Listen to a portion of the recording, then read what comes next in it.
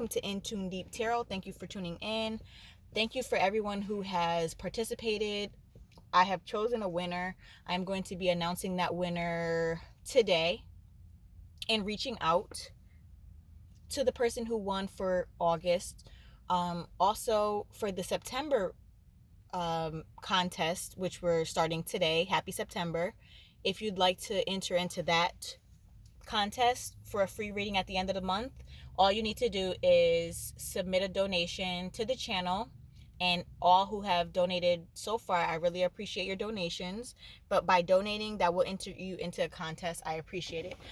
So getting into this reading is going to be, I had an inkling from spirit to, or the divine, however you identify, to just do a reading on just the energy that shows up. So if you're seeing this, there may be a message in here for you. So I'm going to be pulling a spirit animal.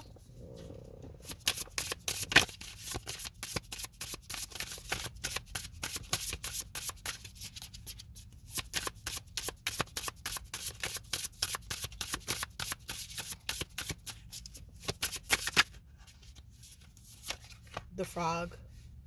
I had the frog in a reading, I want to say a couple weeks ago for someone, but I'm not sure what sign that was. It could have been a general, but the frog energy came out again. And that is water energy. It is actually a mix between water and earth, since the frog can survive on land and in water. I know that the frog, you see the water pouring down on the frog. I know the water is healing for the frog. And by it being an animal for land and water, this animal is both grounded and it is also, how do I say this? It is also balanced when it comes to emotions, water, and grounded on earth as well. So it says clearing, cleansing, healing. The frog and the water element are almost inseparable. The frog spends its first months of life entirely within this healing element, and then emerges to rest on land. But no matter how earthly the frog becomes, its need for cleansing and rejuvenation is regular. Frogs tend to become overworked and undernourished, so it's vital that such sensitive creatures practice self-care. This is a reminder for some of you who have just been working, and just on the go, to make sure you practice self-care. Make sure you balance your emotions. If you're tired, make sure you take time to care for yourself. Make sure you take time to tune in with your emotions and check in with yourself and see what you need. Being undernourished is a recipe for disaster. You can't be good to other people if you're not good to yourself. This card serves as a reminder that water helps us cleanse, forgive, and release. Some of you may need to cleanse, forgive, and release. This is something that us humans need to regularly check in with. If we're holding on to like bad energy or anything that just doesn't serve us well, it can become an energetic block. If you want to manifest or do better in life, it is definitely something that you have to overcome and release. So finishing up this card, it says, time to dive in. Frogs aren't meant to carry a heavy load. When in balance, clear energy and enthusiasm for life. When out of balance, depleted, running on empty. To bring into balance, lake, river, ocean, or bathhouse. Some of you need to possibly take a nice bath with maybe some lavender essential oil or candles. Put some rose petals in the bath. Treat yourself. I'm really getting that vibe of a lot of us are being, or allowing ourselves to get way too overworked. We're burdened by other things and things around us, and we don't stop for a second to think that we actually need to replenish, because a lot of us are pouring from empty cups. It's time for us to allow, spirit, God, whoever you resonate with when it comes to your higher power in your life, allow that to replenish you and rain down into your cup, just like the Ace of Cups. That self-love energy is very prevalent right now. All right, so I'm going to go to the tarot and see what that says. All right. Divine, what do we need to know? What are the signs we need to see? Some of the things we need for healing. Cards are just popping out. The Devil, first card coming out. The Devil talks about extremes.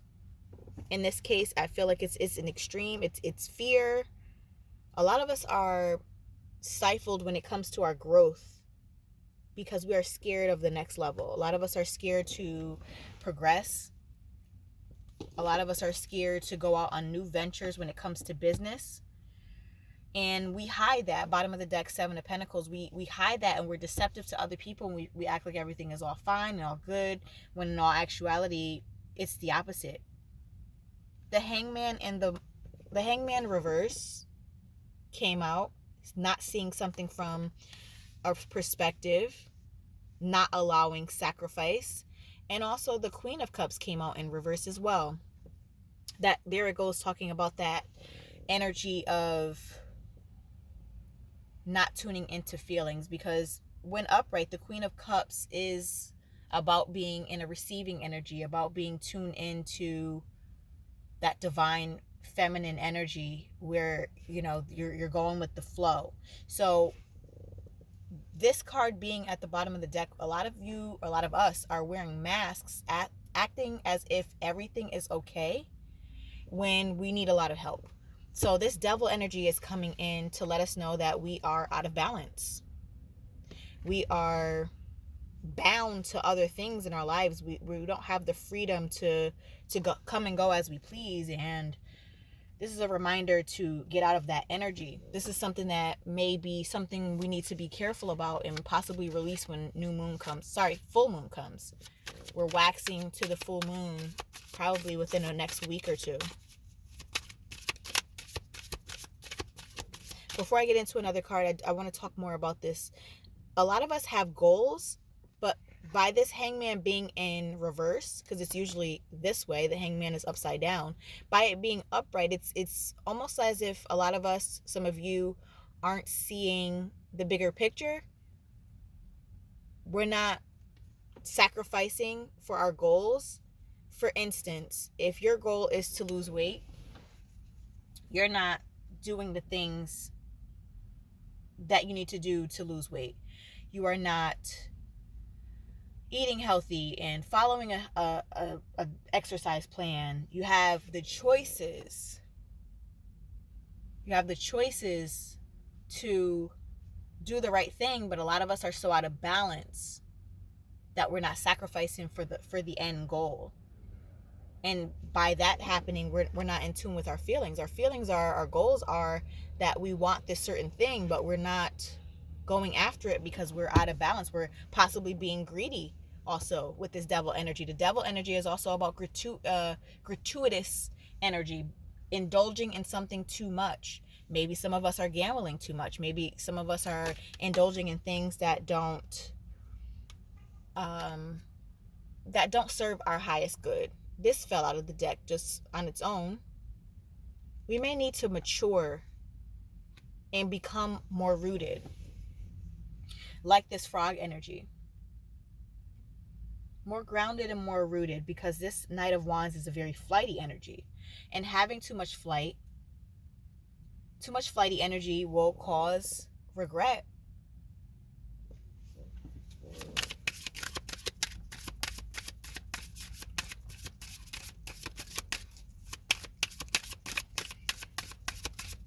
Divine, what messages do you have for us?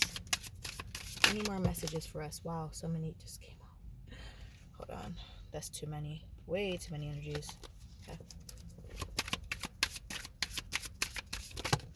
Okay. Still more came out. I'm going to take them. So yeah, Magician in reverse. I felt this before I even started to pull cards. We're not manifesting our dreams. We're not manifesting our goals if our groundedness and we're not rooted in being stable. We also need to be truthful with ourselves, truthful with our goals. We will not reap the benefits of our goals if we're not organized, if we're not on routine.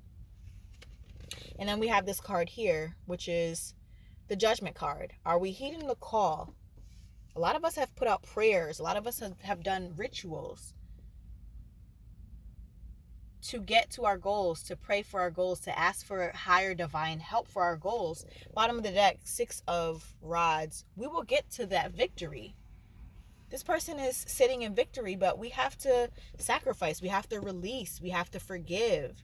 We have to pray about what we need and ultimately submit to and surrender to the divine and ask for higher guidance. whatever your religion or belief system looks like. You have to ask for help when you need it, even for those around you. If someone's offering you help, don't have pride. Definitely take the help. There's nothing wrong with help.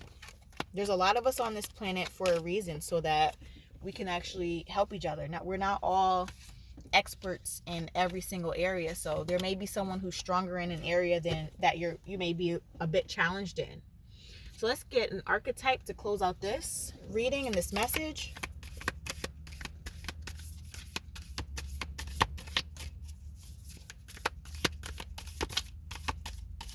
Let's get an archetype. Here we go. We got the Eternal Child. I'm going to read it from the book because it's a good one. I haven't seen this card in a long time.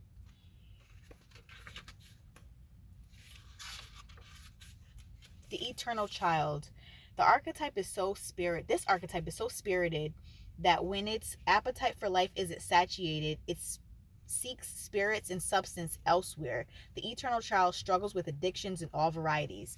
That's interesting because that release, that control, that binding can also be very devil card like that just came out.